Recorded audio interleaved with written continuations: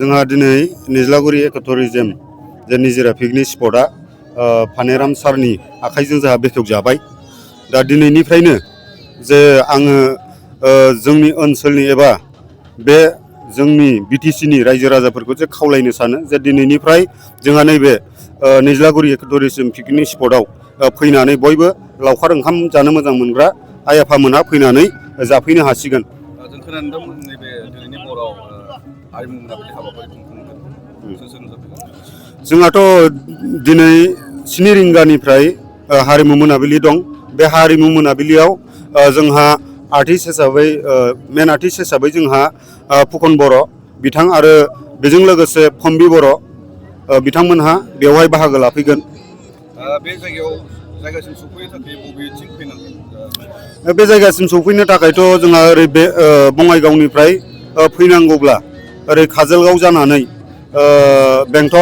बेंटलनिफ्राय थुक्राझारनिफ्राय जोंहा डाइरेक्ट निज्लागुरि मोनफैगोन।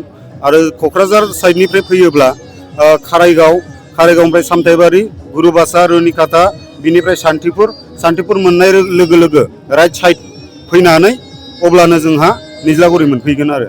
देग्लायनि फिस स्टाइल आरो टाइमिंफ्रा माबायदि खालामदों? जोंहाथ' दा देग्लाय फिस हिसाबै जोङो दिनैनि प्रग्रामावबो माने जोङो माने बास हिसाबैसो लानाय जादों। माने बासखौ जोङो 500 थाखा खरि लानाय जादों।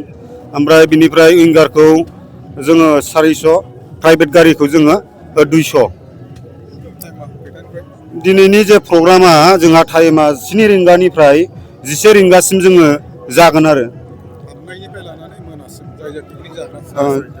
जोंहा पिकनिक लावखार ओंखाम जानो फैयोब्ला दिनैल' जोंहा 11 रिंगासिम थानो मोनगोन। बिनिफ्राय गाबोननिफ्राय 22 खालारनिफ्राय जोंहा जोबथा जानुवारिसिम माने 7 बाजिनिफ्राय लानानै ओरैहाय 5 रिंगा बा 6 रिंगासिम जोंहा सोलिगोन आरोखि।